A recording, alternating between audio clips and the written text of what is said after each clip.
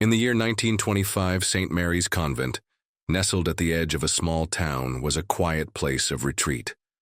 The towering stone walls and grand arched windows of the convent stood as a testament to years of history, faith, and dedication. The nuns who lived there were devoted to a life of prayer, penance, and service, their lives bound by vows of silence, humility, and austerity. For many, the convent was a sanctuary, a place where they could devote their lives to God away from the distractions of the outside world. But in the fall of that year, something strange began to unfold. The peaceful rhythms of daily life in St. Mary's were disrupted, though no one could pinpoint when it started. It was subtle at first, a strange unease that settled over the nuns, an unspoken tension that lingered in the air. The sounds of prayer and chanting, once constant, grew quieter, as though the very walls of the convent had started to swallow up the voices of the sisters. At the heart of this unsettling atmosphere were the disappearances. It began with Sister Anne, one of the younger nuns, known for her kind spirit and a gentle voice that could calm even the most troubled heart. One crisp morning, as the convent bell rang for morning prayers, Sister Anne did not appear. Her bed, when checked, was undisturbed. Her belongings were in their place, but she was nowhere to be found. For days, the other nuns searched the convent grounds, calling out her name, but no trace of Sister Anne was ever discovered. The town, which had been so used to the quiet presence of the convent, soon grew uneasy.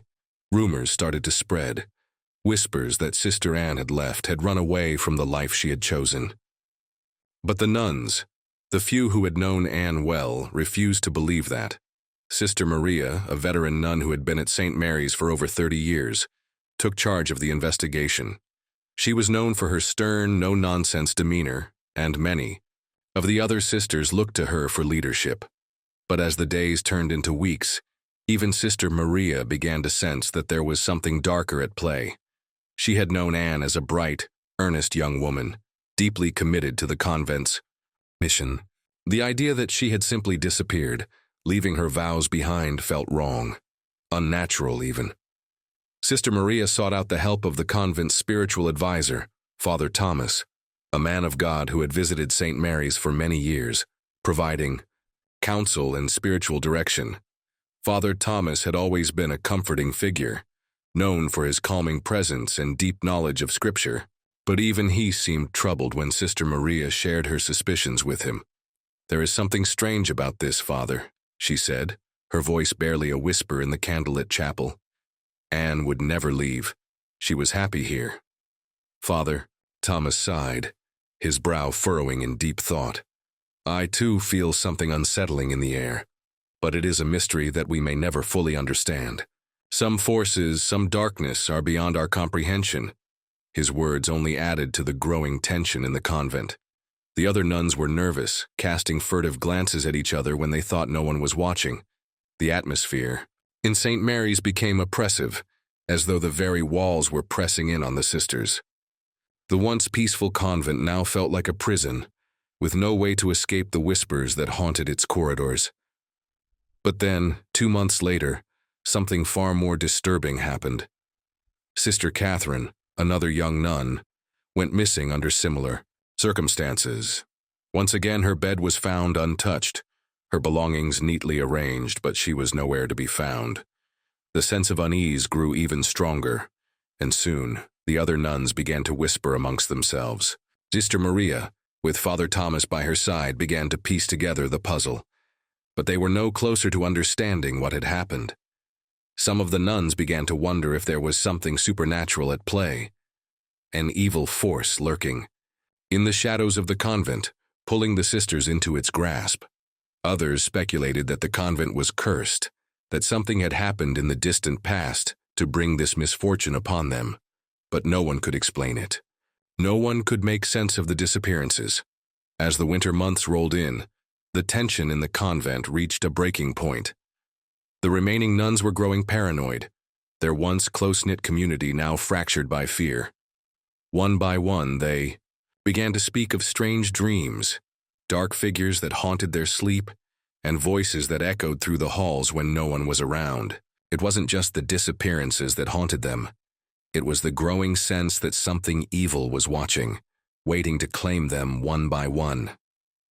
It was then that the nuns began to realize the true horror of their situation. The convent, once a place of peace and sanctuary, had become a house of terror.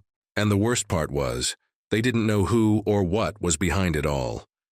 And so the mystery of St. Mary's Convent deepened, as the last few remaining nuns were left to wonder, was this some dark force that had come to claim them, or was there a far more earthly explanation for the horrors that had unfolded within the convent's walls? As the clock ticked and the days passed, Sister Maria found herself wondering how many more would vanish before the truth was uncovered. She began to question everything: her faith, the nuns she had known for so many years, and even the sacred ground beneath her feet.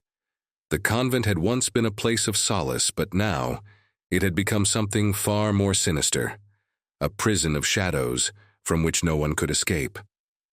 And so, as the winter of 1925 wore on, the dark presence in St. Mary's Convent grew stronger, its grip tightening on the hearts of those who remained.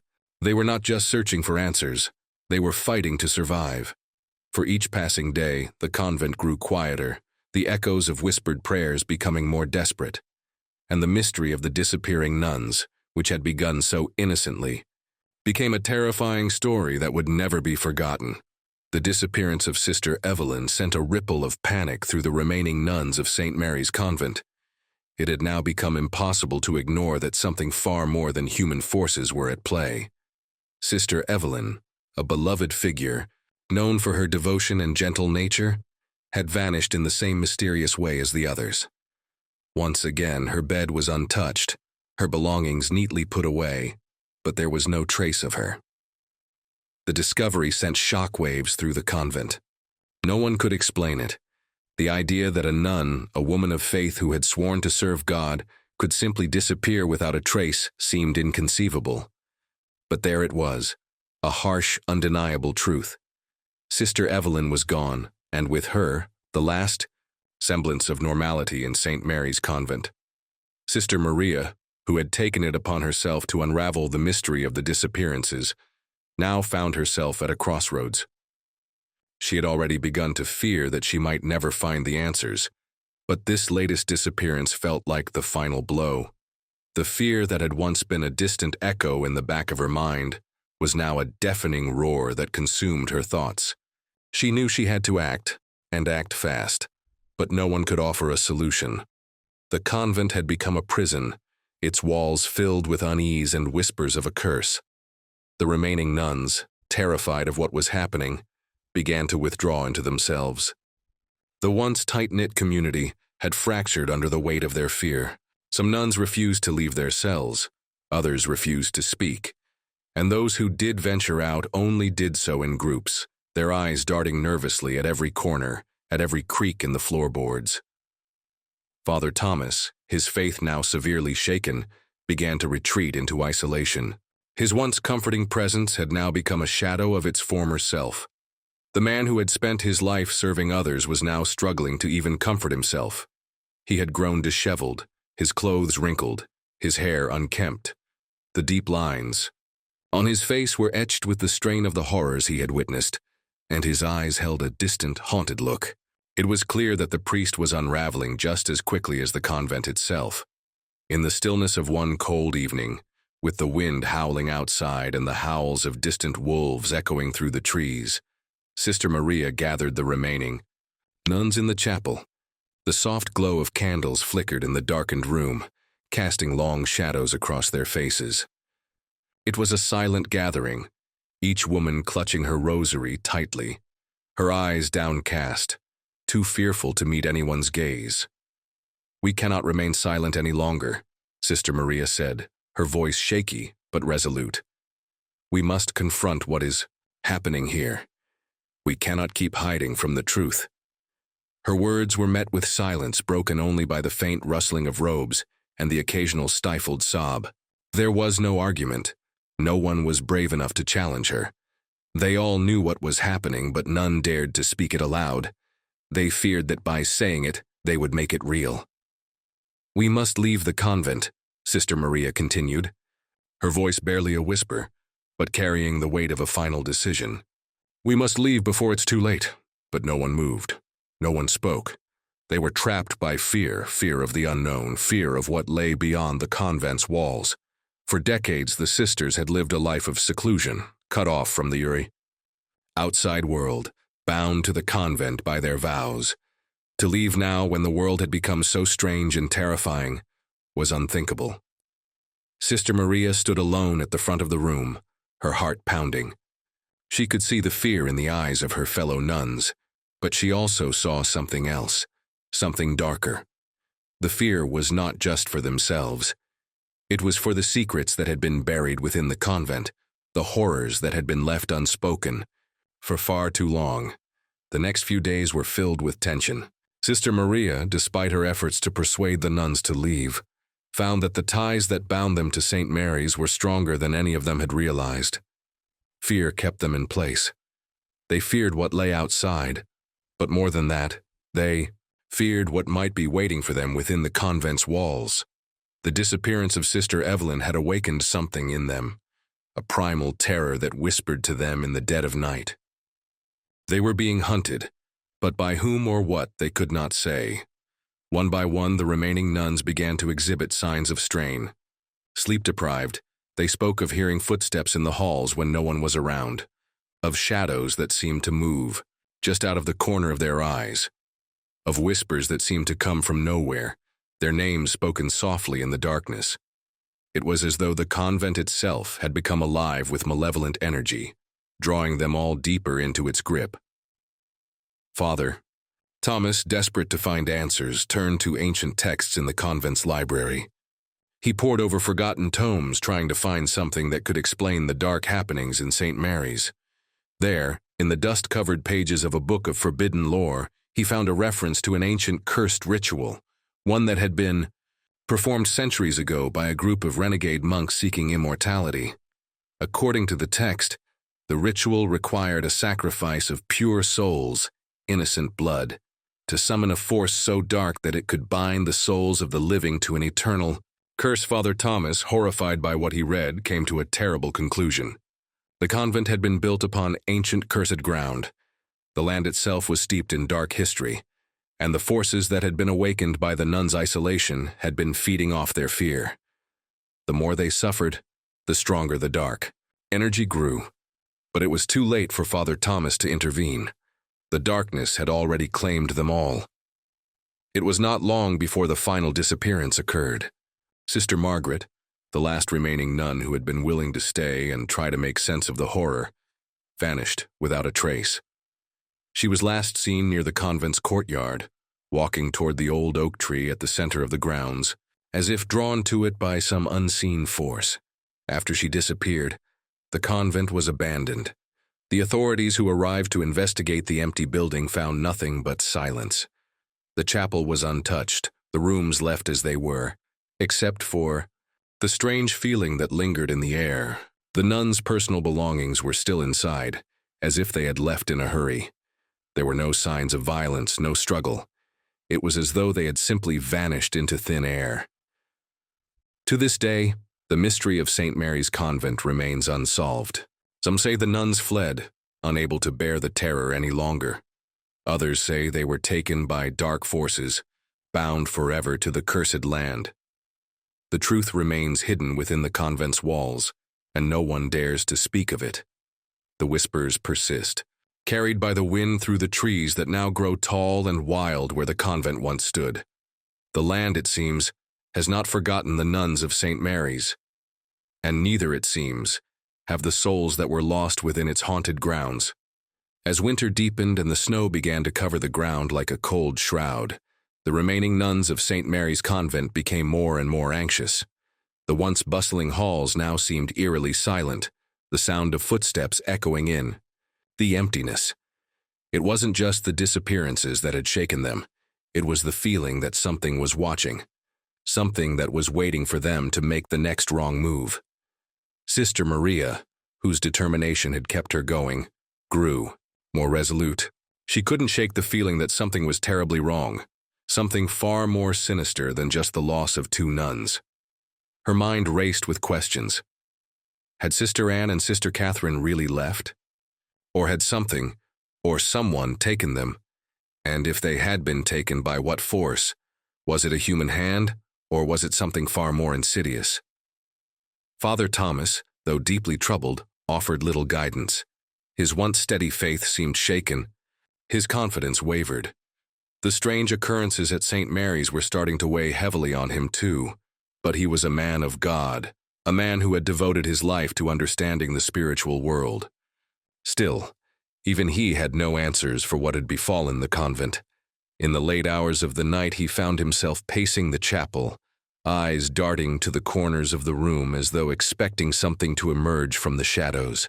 It was during one of these late-night vigils that Father Thomas heard something. It was a soft sound at first, barely audible, but it was enough to make him freeze.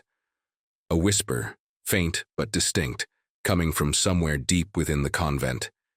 It sounded like a voice calling his name, but there was something unnatural about it, something chilling in its tone. Father Thomas couldn't explain it. The hairs on the back of his neck stood up as he strained to listen, but the voice faded, leaving only the heavy silence behind. In the days that followed, strange things began to happen more frequently.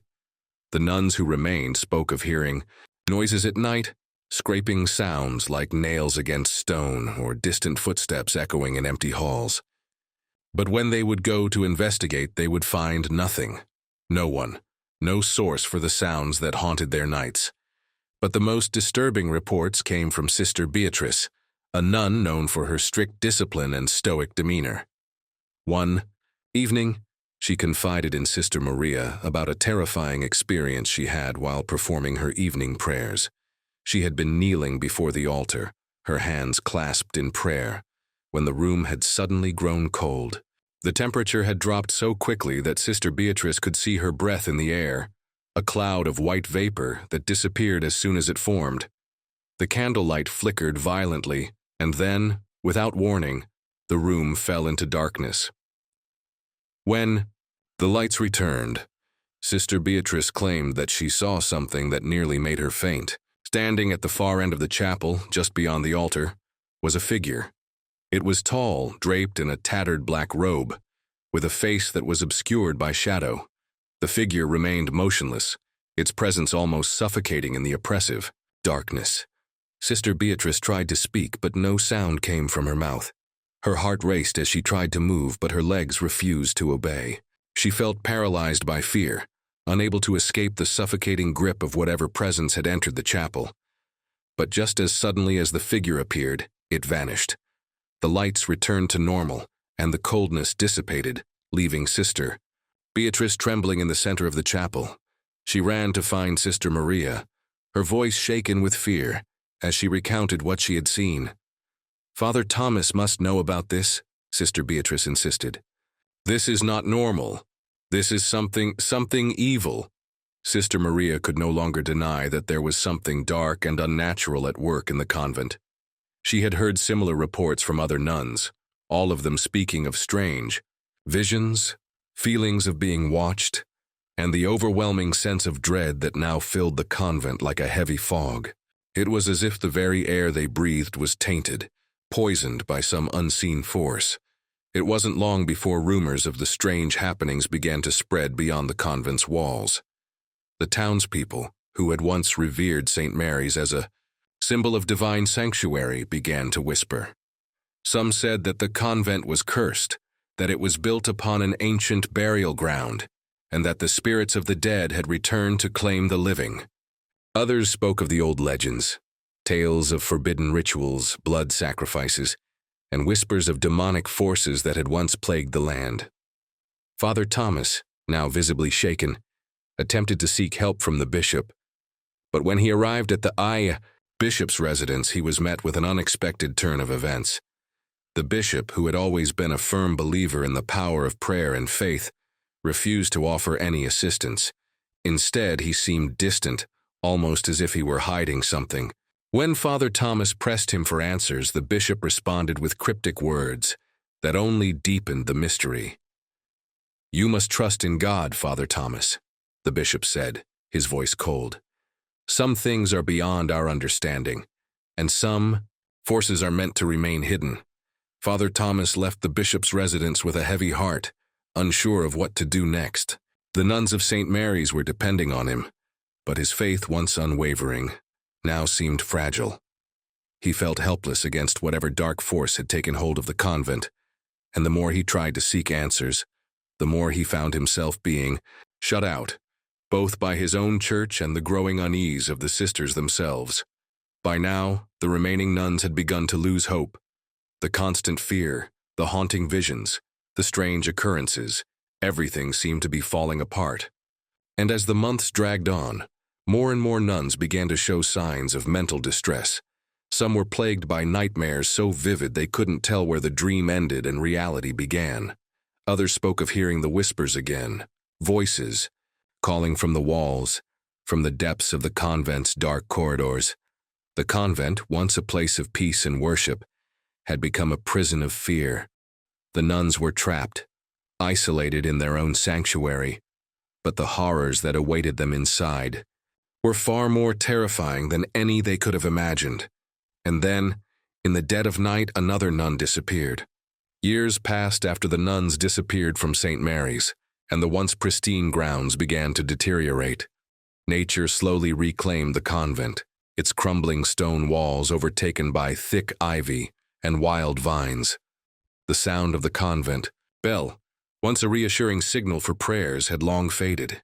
The eerie silence that now enveloped the abandoned building was broken only by the whispers of the wind and the occasional rustle of animals hiding among the shadows. But the mystery of the vanished nuns never left the town. The townspeople, though, hesitant to speak of it, were haunted by the unanswered questions. Those who had known the sisters and visited St. Mary's in the years before the disappearances still recalled the unnatural feeling that hung over the convent. A few brave souls had ventured near the ruins in the years following the events, but none stayed long. There was something in the air, a malevolent presence that kept them away. It wasn't until decades later that a team of historians and paranormal investigators took an interest in the long-forgotten convent. The building, although now a ruin, still held the memories of its past, a past that was veiled in darkness, mystery, and fear. They hoped to uncover what happened to the missing nuns, and perhaps find answers to the decades-old questions that had lingered in the town. The investigation began in the summer of 1962, when a group of researchers arrived at the now derelict site. They were prepared for the usual challenges of studying an abandoned building: decay, structural instability, and the need to gather historical records. But what they weren't prepared for was the strange atmosphere that still lingered. At St. Mary's, despite the passage of time, the air was thick with an unsettling presence, and every step they took seemed to be met with a chorus of eerie creaks and groans from the building itself.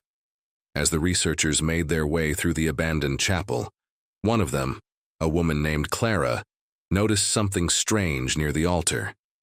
Hidden beneath layers of dust and cobwebs, she discovered a series of old, weathered journals. They were written in the same handwriting, but the pages had yellowed with age, their words almost fading entirely. Clara carefully opened the first journal, and what she found inside made her blood run cold. The journal belonged to Sister Maria, the nun who had led the other sisters during their final days at St. Mary's. The pages were filled with detailed accounts of the terrifying experiences the nuns had endured in the weeks before the disappearances. Sister Maria had written about her increasing sense of dread, about the oppressive presence that seemed to haunt every corner of the convent. The entries became more frantic as she detailed the strange occurrences, the whispers in the walls, the shadows that moved in the corner of her vision, and the figure that appeared in the chapel during her late-night vigils. In the later pages, the tone shifted. Sister Maria began to describe something more sinister, something darker than mere fear. She wrote about visions of the past, images of monks from centuries ago performing rituals that seemed to summon something terrible. There were descriptions of blood sacrifices and whispers of immortality, of a dark force bound to the land itself. But what struck Clara the most was the chilling final entry, written in a hurried, almost illegible hand. It is coming. It is too late. We are all damned. Clara shared her discovery with the rest of the team, and together they decided to investigate the grounds further. They spent hours combing through the chapel, the dormitories, and the convent's crypt, where the oldest graves were said to rest. It was in the crypt that they found something truly unnerving. In the farthest corner of the crypt, behind a large stone slab, they discovered an ancient wooden door. The door was sealed shut, its edges covered in dust and cobwebs, as though it had been hidden away for centuries. Intrigued, the team carefully pried open the door, revealing a narrow staircase that descended deep into the earth. A cold draft seemed to rise from the depths, and a foul odor filled the air. They hesitated for only a moment before descending into the darkness below. The stairs led to an underground chamber, one that no one had known existed. The room was large, its stone walls covered in ancient symbols and markings. At the center of the room was a stone altar, stained with the remnants of what looked like blood. But the most disturbing discovery was what lay around the altar. Dozens of small, fragile bones scattered across the floor, some of them charred and blackened as though they had been burned. The team quickly realized that they had stumbled upon something far darker than they had ever imagined. The underground chamber was not a place of worship, it was a place of ritual, where something ancient and malevolent had once been summoned. The investigators' findings were enough to send shockwaves through the town. The historical records, long forgotten by most, began to surface.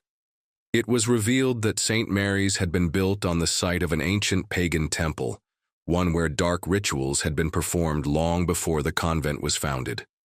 The ground itself was cursed, tainted by centuries of bloodshed and sacrifices to gods forgotten by time, and the nuns of St. Mary's, trapped by their isolation and fear, had unknowingly walked into a web of dark history, one that had never truly been forgotten by the land.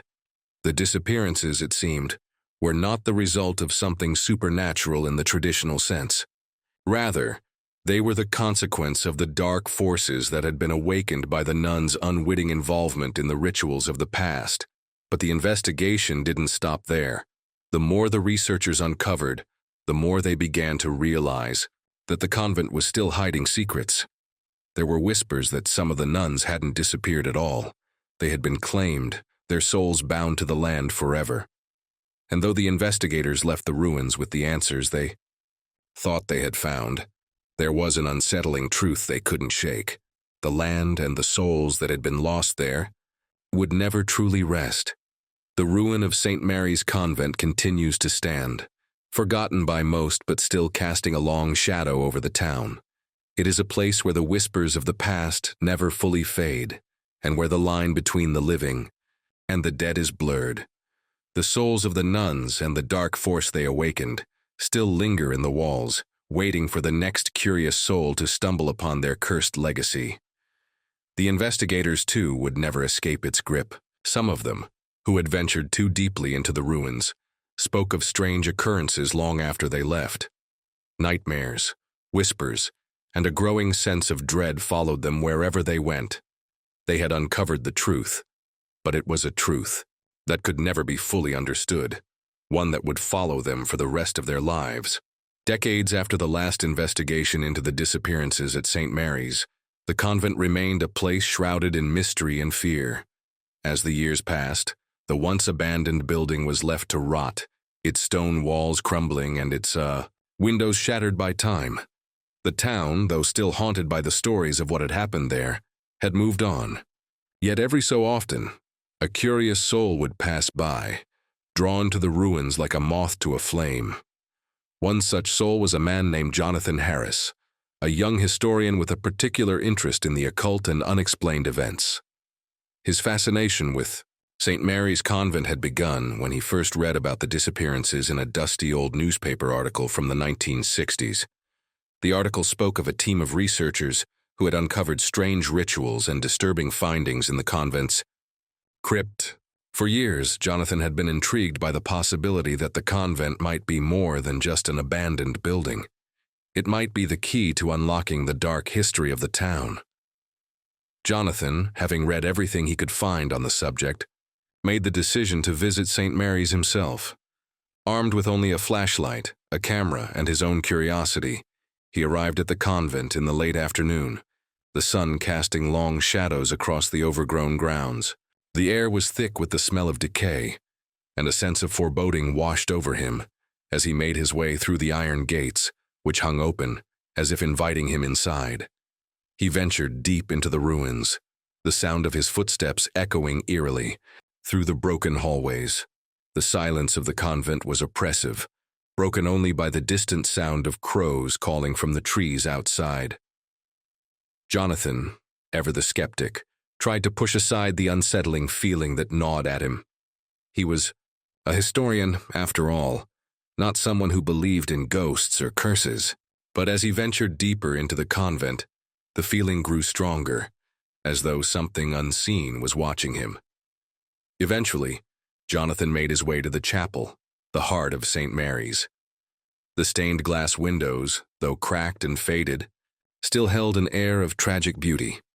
The altar, now coated in dust and grime, stood as a stark reminder of the convent's once sacred purpose. But what struck Jonathan most were the marks on the walls, faint, almost imperceptible carvings that appeared to be symbols, ancient and unfamiliar. They were the same symbols described in the journals of Sister Maria, the ones she had found in the hidden underground chamber. Curious, Jonathan took out his camera and began to photograph the markings, convinced that they were the key to unlocking the mystery of the convent. As he snapped the photos, a sudden chill filled the room, and the temperature dropped several degrees. Jonathan paused, his breath coming out in visible puffs of air. He turned slowly, his flashlight flickering, and for the briefest moment, he thought he saw something, someone, standing at the far end of the chapel. His heart raced, but when he moved closer, there was nothing there. The chapel was empty. Still, a nagging feeling lingered at the back of his mind. The sensation that something was wrong, something beyond his comprehension, was overwhelming. He couldn't shake the thought that he wasn't alone in the convent, that the presence he had sensed was real, not just a figment of his imagination. Jonathan made his way to the crypt next, the final resting place of the nuns who had lived and died within the convent. It was here that the darkness had truly taken root, where the rituals had been performed and where the spirits of the vanished nuns still seemed to linger. The door to the crypt was cracked open, as though someone or something had been there recently. As he stepped into the crypt, the air grew even colder, and the silence was almost deafening. The faint smell of incense hung in the air, a scent that seemed completely out of place in the damp, decaying chamber. Jonathan's flashlight flickered again, and in the dim light, he noticed something that made his blood run cold. In the far corner of the crypt, beneath a pile of rotting stone, was a collection of old, tattered robes. They were the same dark garments that the nuns had worn, stained with what appeared to be dried blood. Jonathan approached them cautiously, his breath shallow. As he knelt down to inspect the robes, a sudden noise echoed through the crypt, a low guttural sound, like a voice growling from deep within the walls. Frozen in place, Jonathan's heart pounded in his chest. The noise grew louder, now accompanied by the sound of dragging footsteps. Panic set in as he realized he wasn't alone. Something was in the crypt with him, moving, breathing. Then, as suddenly as it had started, the noise stopped. The crypt fell silent once more, and Jonathan was left alone with his thoughts. He didn't need to be told that something had been awakened, something that had waited decades, even centuries, to be uncovered. The convent wasn't just haunted by the souls of the missing nuns. It was a place where dark forces had been bound, by blood and sacrifice, where the veil between the living and the dead had been torn open. Jonathan, feeling a sense of dread wash over him, knew he had uncovered more than he had bargained for. He had sought to uncover the truth, but what he found was far darker than he could have ever imagined. The convent's curse, its dark history, had a way of drawing people in, but it was also a force that did not easily let go. The spirits of the lost nuns, their bodies and souls forever tied to the land, still roamed the ruins, waiting for someone else to stumble into their grasp. As Jonathan made his way back to the entrance, he realized that some things are meant to stay buried. St. Mary's Convent, with all its dark secrets and terrifying history, would never truly be forgotten. And neither would the spirits of the nuns who had disappeared, their fates forever intertwined with the cursed land beneath the convent's crumbling stone walls. Jonathan's visit to St. Mary's would be his last. He returned home, but the nightmares didn't stop. The whispers followed him, the shadows haunted him, and the sense of dread that had filled the convent never truly left his mind. He tried to continue his work as a historian, but the darkness he had uncovered consumed him, until, years later, he too vanished, just like the nuns before him. Some say his soul was claimed by the same dark forces that had taken the others. Others believe he left a warning, an unfinished story that will never be told. But whatever the truth, St. Mary's remains as it always has, silent, abandoned, but alive with the memories of those lost to its curse. The ruins stand as a grim reminder that some stories are better left untold, some mysteries better left unsolved. And the ghosts of St. Mary's will continue to wait, waiting for the next curious soul to wander too close and fall victim to its dark embrace.